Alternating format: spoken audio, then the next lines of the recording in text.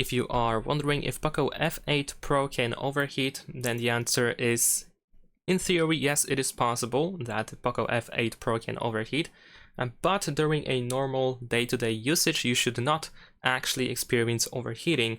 Of course, you can expect overheating when performing like a heavy tasks that require the phone to get the highest performance possible, such as, for example, gaming. Some really demanding gaming games, probably can cause overheating. It is definitely possible that this will happen.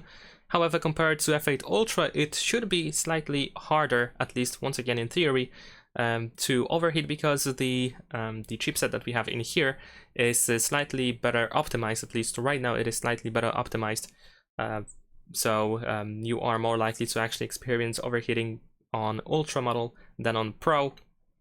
But of course, still, if you, like I said, if you just watch, for example, some videos, etc., then most likely the phone can get warm, but you should not expect overheating. But if you, for example, perform like benchmarks, maybe if you play games for a really long time, then yes, in that case, you may overheat. You may experience overheating issues on this device. And that is pretty much it. Thanks for watching, leave a like and subscribe.